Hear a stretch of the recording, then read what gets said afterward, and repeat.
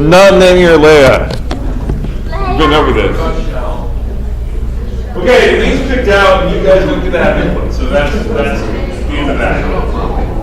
Okay, with that, we're going to keep talking about cell energetics and the things that happen because of cell energetics and fun stuff like that. The end of this month. So we just got done talking about kind of accounting for how many ATP are made per glucose. Just remind me, hypothetically, if we made if we use our entire proton motive force for making ATP, how many could we make? 38 per glucose. How much should we actually make? 25. Hey! Cool.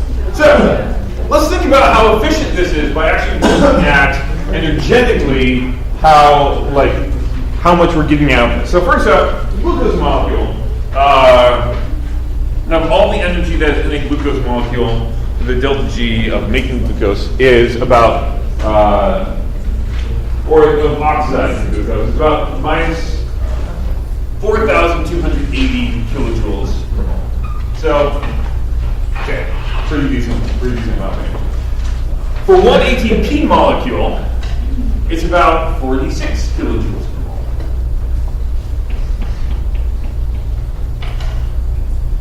So if we make 38 ATP, that's about, the energy that you've invested in that is about 1,748 kilojoules per mole. Or if we were to make 25 ATP, which is actually more realistic, it's about 1,150 kilojoules per mole to make that 25 ATP, which means that this actually isn't all that efficient in the grand scheme of things. If you look at this, if all the proton motive force is used to make ATP, this is still only 40% efficient.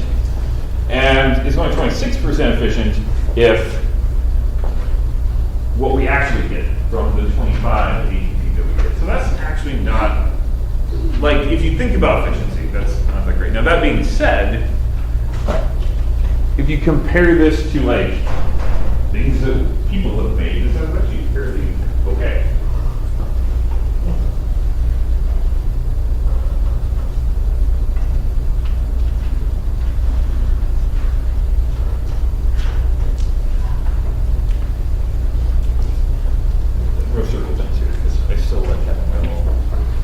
That's a number. Moving on. Okay, so let's move on to something else. So let's imagine you're trying to go through this process, you're trying to make energy, but something's happened and you have no oxygen. That's sad. If you've ever been without oxygen before, that's not fun. And if you don't, the first thing you probably notice when you run out of oxygen is, hey, I have no more final electron acceptors. That usually is what runs through people's minds when they run out of oxygen. What happened to all my final electron acceptors? And you will probably also start to notice that your electron transport chain is stopping. It's like, uh-oh, that's backing up. So you can't actually dump off your electrons from what's 4 onto 2, which means that it kind of backs up all the way along. Your intermediates begin backing up, and then Krebs cycle stops again. That's probably the third thing that you notice after you notice, hey, my final electron acceptors are gone, and then you notice, hey, my transport chain has stopped working. Then you start noticing maybe my Krebs cycle has stopped working as well. But there is something to the rescue. All is not lost. You will probably then start to notice, hey, I can do something else. So if no oxygen is present, you can convert pyruvate to lactate. It's probably not something that's completely novel to you.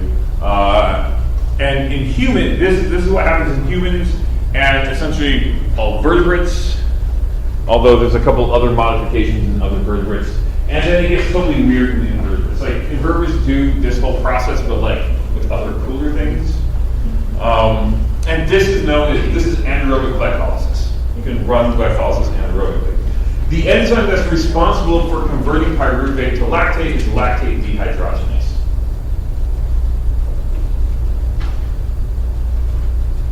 So, in this case, how many ATP per glucose do you get?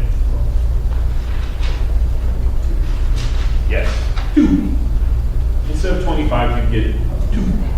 Because that's all you get from glycolysis. Like you get those 2. So your efficiency is significantly worse here. 2.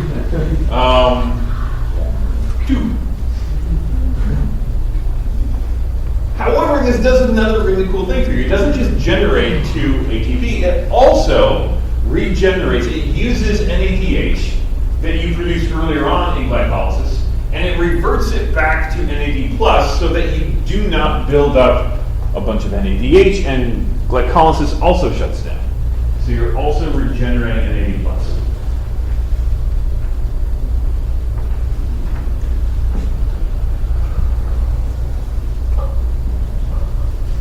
Okay.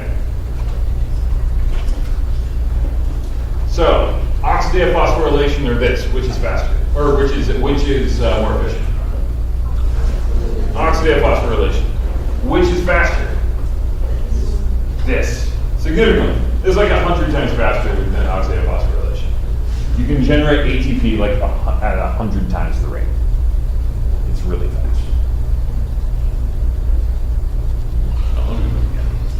Yes? So would it end up being more efficient if you do time? What's that? Is it more efficient per unit of time? I don't know how to think about that. Not really, because you die.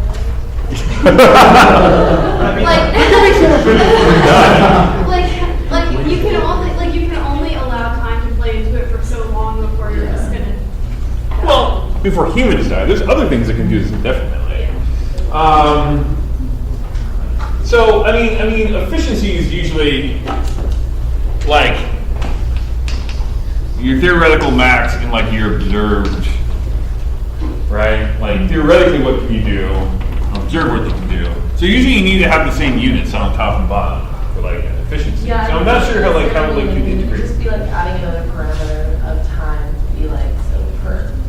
I'm not really sure how you define that. Like per hour. so how much you produce per hour, Yeah. which is a rate. Which is really, yeah. But, she's right, you did actually. Yes. Could you spike your ATP production if you chose specific times where you remove oxygen from yourself? You'll get a lot of ATP, then give yourself back oxygen, and then continue. I mean, you kind of do that because you use up all the oxygen in some tissues in your body. Right? You do this when you need a lot of production. I mean, you kind of do that. But you can't like force yourself to stop breathing. You get more. No, you don't. Okay, so here's how it happens in a cell. Like, if you still are breathing, like, imagine I didn't shove your head underwater and force you to stop breathing. Which I have no idea why I'd imagine doing that. I didn't imagine doing that. I don't ever fantasize about shoving your head underwater. Okay, just so we get that out of the way. Very often I don't do that. Anyhow, so if it's just happening like on a local level, what happens is the metabolic rate for that cell, that tissue, whatever, spikes up. So it needs lots of energy, right? You can only perfuse your body with oxygen at such a rate. And so if your metabolic rate is exceeding the rate at which you can deliver oxygen just goes down to nothing, right? Usually with that sound as well. And so when your oxygen is down to nothing, then you'll start doing this. And so, I mean, essentially it has the effect of doing what you're talking about. You just have a high metabolic demand, you use up all the oxygen. Tissues go anoxic, you start just using fermentation, or anaerobic metabolic processes. You run through this. Yeah. Make sense? So as a diagram, this is essentially kind of abbreviated what's happening here. So we have this NADH that essentially gets shuttled back and forth and recycled between early in glycolysis where we produce it, and then when we take pyruvate, use lactate dehydrogenase to make lactate, we are then also using the NADH to help that reaction along, we're making NAD+. So we regenerate from back here. And all the while we get these two ATP. So happy ATP and happy ATP.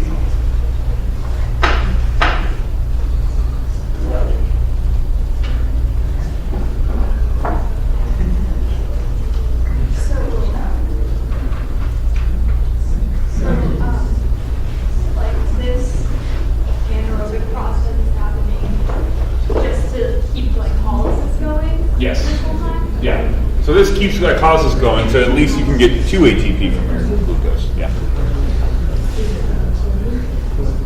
Okay, so let's move on. Let's talk about cells dying and why they might die and how your mitochondria might be complicit in killing cells. And this would have been a better lecture for Halloween. I need a time to spend next week like this happened on Halloween. Right before pouring.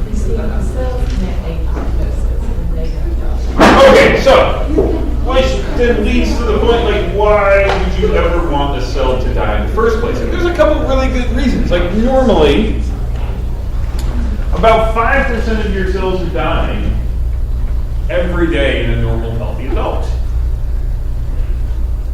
If someone, like, if you ever say to someone, I just died a little bit inside, that's literally true. You did. And you will continue to do that every day. And for each cell, this takes, like, not very long. It's about 15 to a 20-minute process. Like, it takes longer to bake a Papa Murphy's pizza than for most of your cells to die.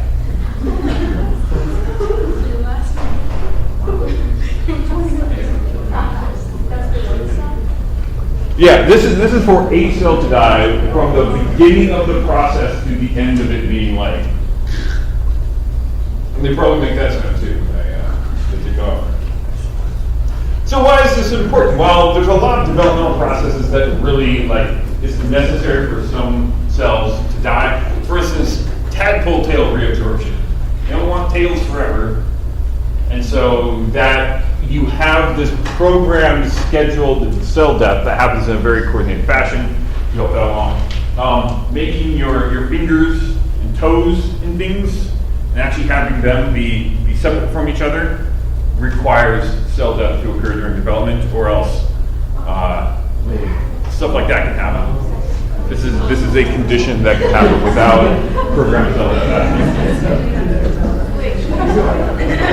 And also for proper synapse formation. So what happens in your brain is that you make way more neurons than you actually need, and you start making way more connections between neurons than you actually need. And then a big part of brain development is not like the growth of new neurons, but paring away neurons that are not being used.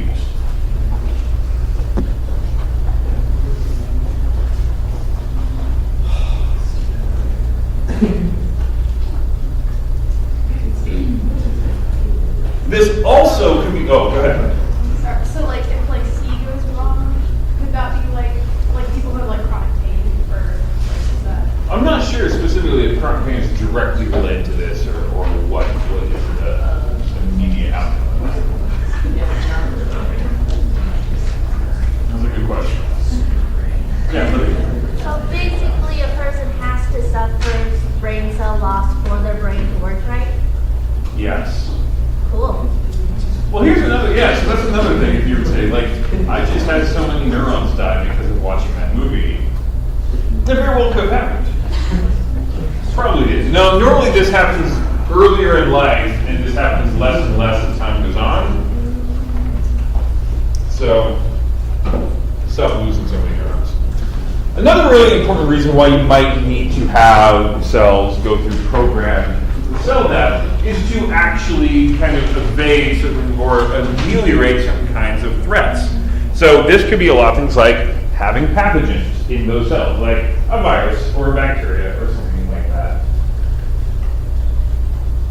If you have DNA damage that's too severe to repair, like it's broken, just get rid of it.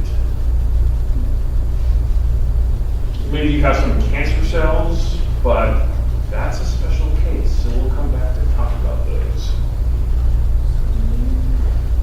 Or just for instance, if you have too high concentrations of something that could be damaging, for instance, calcium, or protons, or free radicals, or something else that can cause damage to, for instance, your organelles, or your plasma membrane, or to your DNA, or to other things. If there's too much of that, you might need to get rid of that cell altogether and just start over.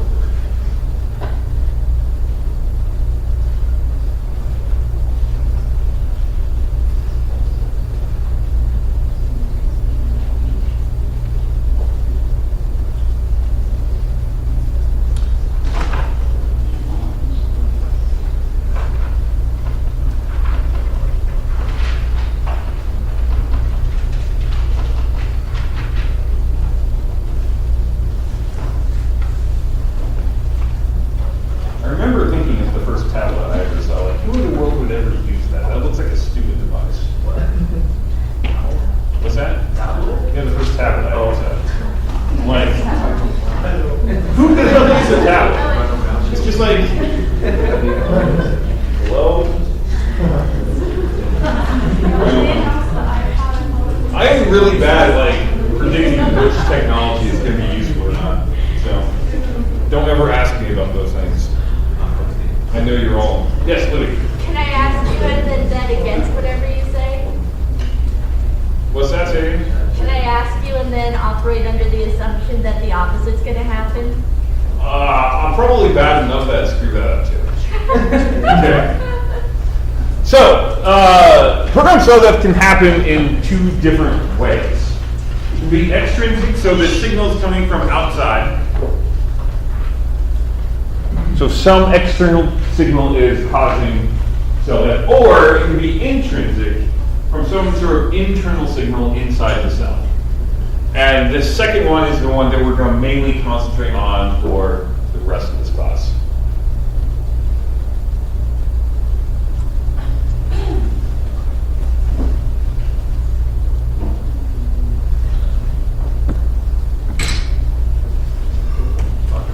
Yes. Would extrinsic be like all the toxins that you talk about coming into, and then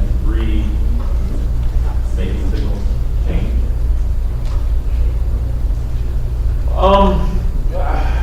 Not so much. Those are more going to actually cause intrinsic because they're going to cause some sort of damage.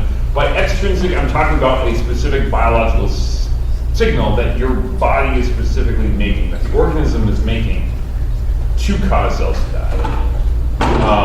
Like a toxin or something is going to cause intrinsic apoptosis because it's going to do something to damage the cell and induce it to say, you know what, I should probably apoptose. Which, by the way, I don't think I actually said that yet. Apoptosis is the name for programmed cell death. I thought there was a hand up back here. Someone else had a question? Okay. Yes, but Are a lot of these internal signals like through these types of pathways that we discussed earlier? yes, it is going to abut onto previous pathways that we're talking about. So, which makes it fun to talk about. So let's talk about a couple of the molecules that are involved in apoptosis, particularly in intrinsic apoptosis. And they have great names. Again, should have given this lecture a couple days ago. Executioner caspases. We also have another one called APAF, and I'll just refer to it as APAF after this, which is it stands for apoptosis protease activating factor.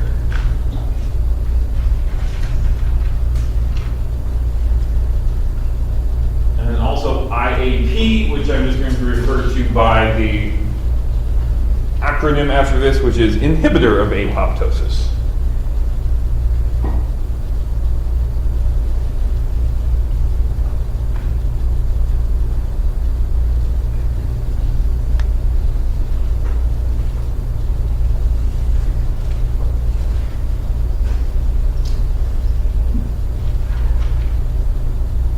Dress it like an executioner caspase.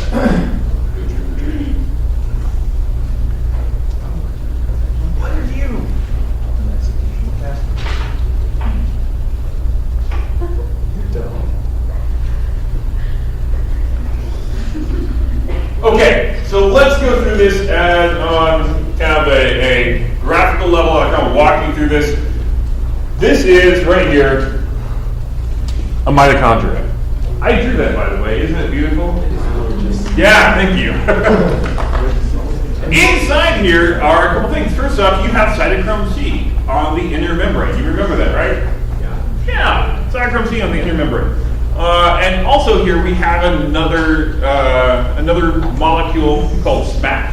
And SMAC is actually bound to another molecule called Diablo, making a dimer called SMAC Diablo. I like that name. I could also dress up like SMAC Diablo. On the outside, we have a couple. We have APAF1. So this, again, is one we just talked about. We'll come back to it again. We have BAD and BAX. We have inhibitor of apoptosis. And right here, what we have is, this is several caspases. So we have caspase 3, caspase 6, caspase 7, caspase 9. cell is not dying. It's just sitting there happy. Little does it know what we're going to talk about next. So, you have some stressful stimuli. Those could be like we were talking about a toxin or something else is messing something up. It's messing something up. Because two proteins, BAD and BAX, to bind to the outer mitochondrial membrane.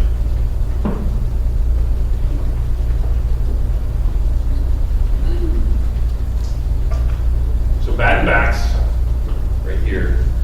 We're going to zoom down and be there now. So, hello.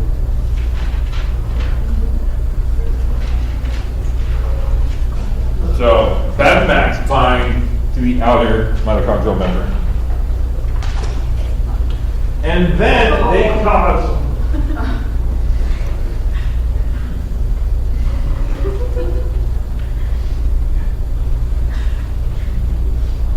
I know, it was very like, I thought me actually slaying this caused someone to. I felt myself dying right there. But this is what you expect. Like I need to have random screaming going on during this lecture so it gives the appropriate ambiance to the.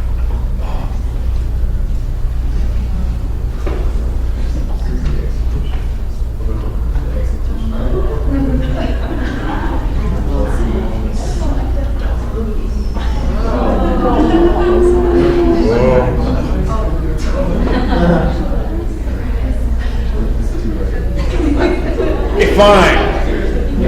There we go. I'm going to tell you a spooky story. Okay, moving on. So, I need so many ideas next year. Gosh, I'm going to do this so much better. Okay, so BAD and BAX are going to cause this thing called mitochondrial membrane permeabilization. Essentially, BAD and BAX form channels in the membrane that make the outer membrane, even though it's already pretty permeable, they make it like completely permeable. And this causes depolarization of that membrane. Now remember, under normal circumstances, the intermembrane space has a relatively low pH because we've been pumping protons into that intermembrane space. And actually, the outer membrane isn't that permeable to protons. They normally stay in the intermembrane space. We wouldn't want them just leaking out because that would totally ruin our proton gradient across the membrane and mess everything up. So BAD and BAX cause mitochondrial membrane permeabilization, and stuff from the intermembrane space just goes out into the world, out into the cytosol.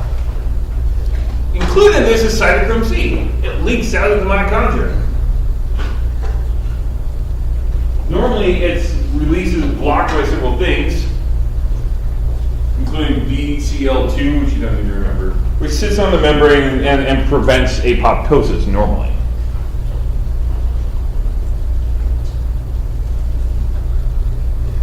Okay, so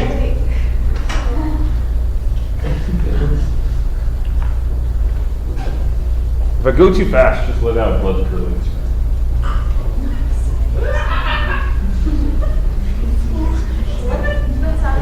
What's that? Does that sound good? It sounded like a great blue herring. I will do it, but I will not do it on your schedule. I will do it when I want to do it. So, what's that? I can't quite make that noise. Is common pure close enough? No. Aww. Okay. So I want you to think about this for a while. Cytochrome C is a peripheral protein on the inner membrane. Why might it become like? So why does it leak out? Like even if you made a channel, why is it leaking out? pH changes. What causes? Yeah, so it causes dissociation of peripheral proteins, and then there you go. Pretty good. So we had this pH change because we leaked out all of our protons, not all, but a lot of them got leaked out the outer membrane. pH pH change causes the peripheral protein to come out, and then we have cytochrome C going just out. I wish this mitochondria is probably saying something like, ah! See, my schedule. I'll do it when I want to do it.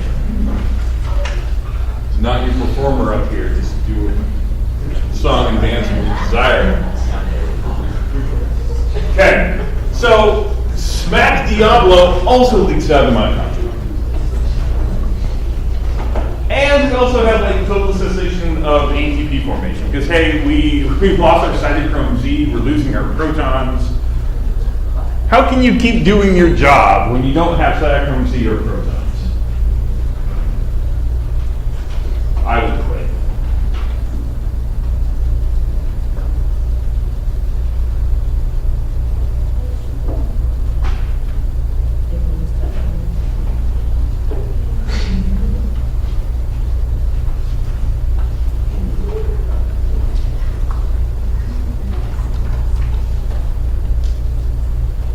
So, our smack is in here. Okay, I'll go back to it. And then smack's out here.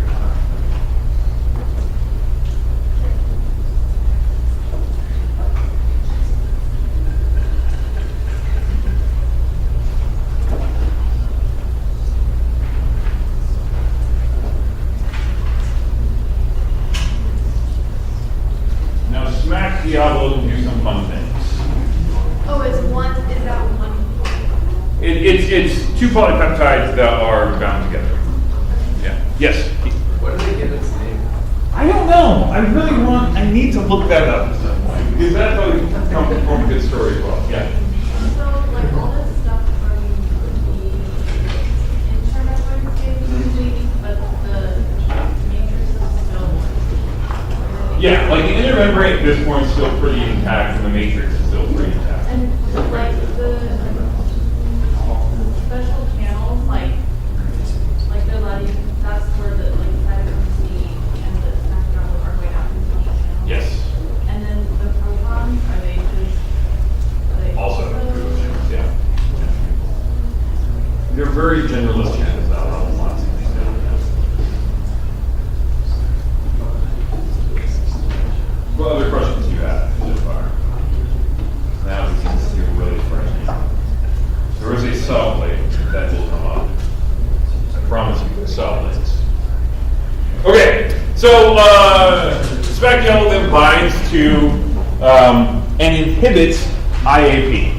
So inhibitor of apoptosis is now being inhibited by Smack Diablo. So IAP no longer can inhibit the execution of caspases, and the dogs of war have been unleashed. They go forth.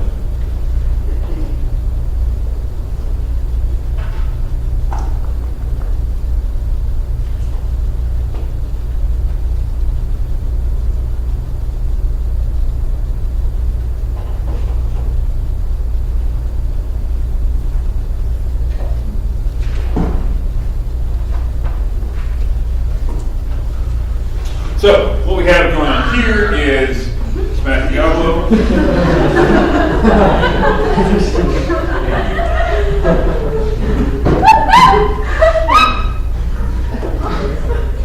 Okay, I'm back to you now. It's okay. It's not as scary as it seems. You know what? I'm going to start getting calls. Parents are giving you all nightmares.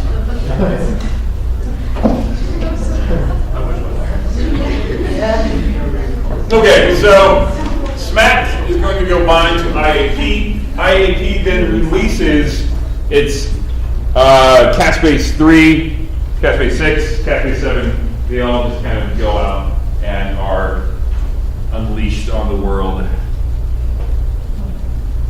This is the time that like someone would swoop in and save the day, but not so for this story. This is not one with a good ending. So cytochrome C is going to combine with APAP1 as well. So cytochrome C is out there hanging out. It needs to do something. So it's going to bind with that, and then APAP1 is going to combine couple other APAP1s, and this makes the apoptosis.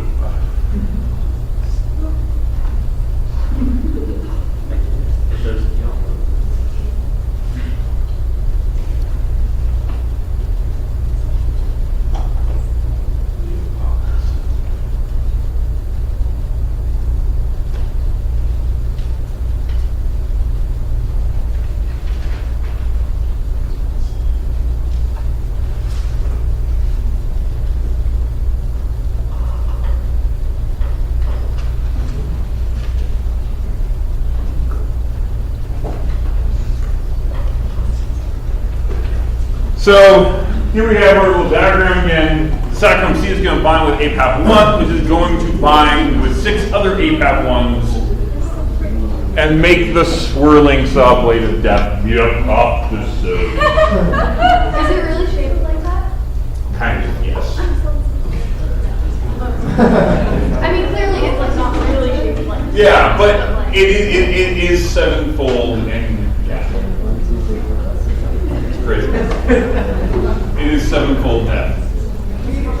And the apoptosome actually has a bunch of different things that it does, but I'm just going to talk about one of them right here. It's going to activate caspase 9, which in turn activates caspases 3, 6, and 7, which are the execution of caspases.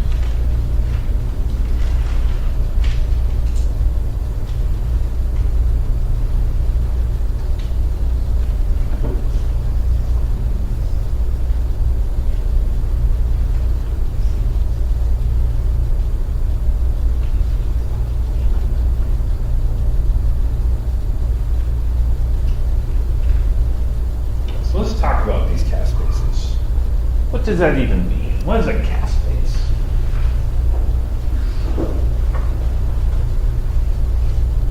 That sounds like some really bad name that your friend from high school came up with for their very small pug. Caspase. Remember caspase? It's supposed to be. I don't know. Like it just makes me think of pugs and like all the breathing problems and caspase. Go do that outside, caspase. It's hard to be like scared of a word like caspase. But then you have execution of caspases, and I don't even know what to think about that. That would be like some really crazy pugs.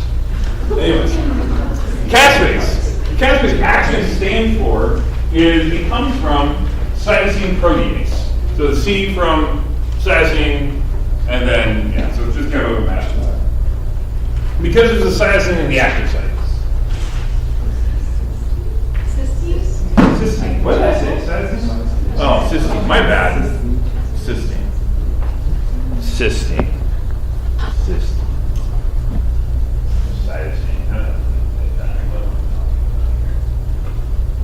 Whoever named these things in biology. Oh yes, the chemist. I forget about this. It's not our fault. And then ASP because there's an aspartate. Includes proteins at an aspartate residue.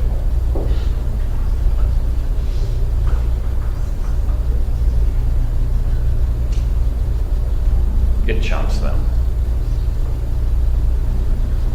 So continuing our really bad analogy, the caspase is the pug, and the aspartate is the killer. And it chunks it. I will continue my bad analogies as long as I possibly can. They will be stretched to a big breaking point. So apoptosis is necessary. Wow, they held this apoptosis. Wait, apoptosis of my analogy? Your analogy. Oh, my analogy! Because Yes. you said you were stressed. Yeah. Yeah. Yes, good point. Yeah. Okay, so the apoptosome is going to bind to the caspase 9s. It turns them red. Not really red. It just activates them. And they in turn then go and activate caspases 3, 6, and 7.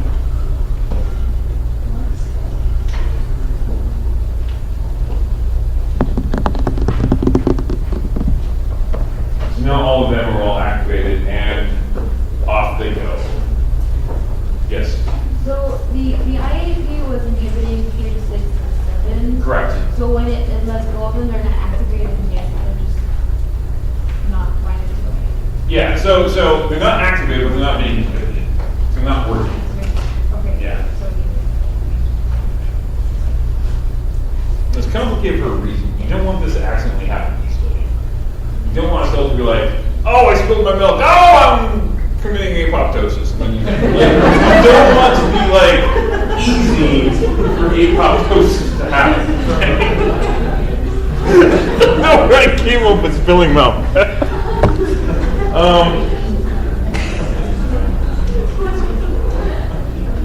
Kids, probably where that came from.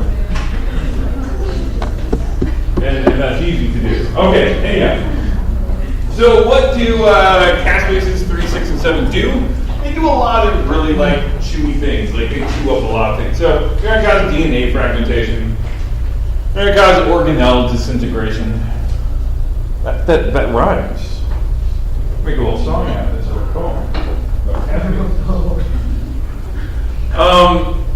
you're gonna change your cell shape and volume. You're gonna start bloating and then deflating.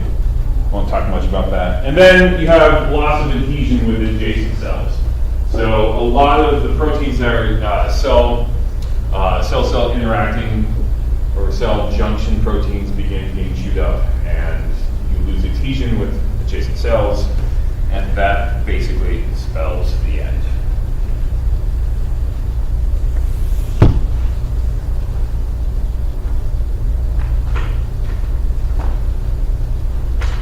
At this point, your cell is not long for this world,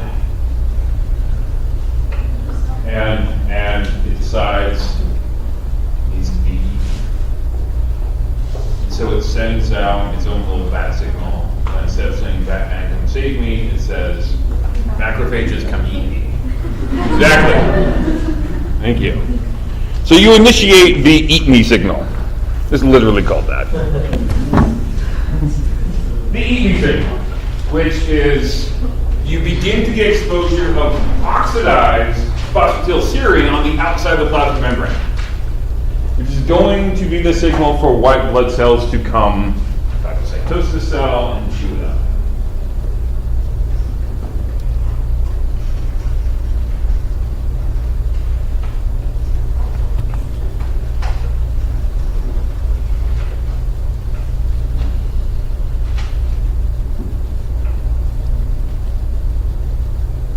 So how in the world do you get oxidized phosphorylation?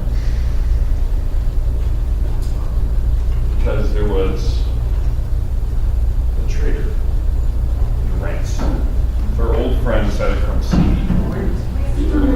Okay.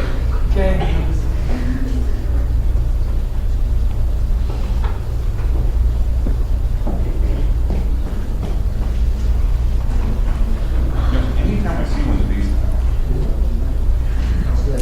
kind of half expecting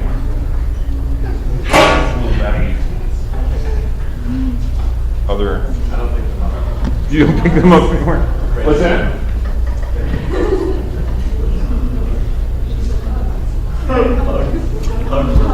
Hugs for pugs? Hugs. You expect to find hugs in little baggies? It's a strange place to look for hugs. No, actually, you were right, because at the bottom of the ocean we found a baggie that looked a lot like that. And there were spoons and lighters and needles. What? I mean, that looks like a little insulin bed or something, or like. Usually don't have spoons and lighters and insulin bags. Yeah, literally, really. Are you serious? Yeah, 100% serious. What's that? I have no. Yeah. Did you take it out? Yeah, we took it up. We tried to give it to the police, but they didn't want it. So, what's that? Did you just eat it? Oh, we hopped it. Like, seriously, we have a video of this. Yeah. The episode in Archipelago all goes into, I think it's called methanoctosis, right? Yeah. Octopus or anything like that. Probably. Okay, so phosphatidylserine oxidation is triggered by cytochrome C.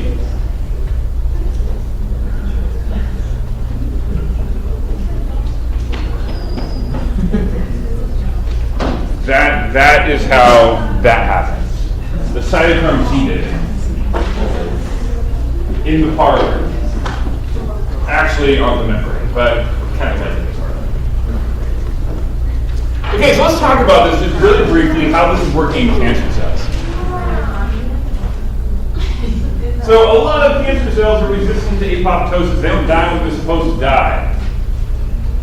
Why won't you just die? Because they don't want to. Yeah. So what makes their mitochondria different that this doesn't happen? How does this fail to happen?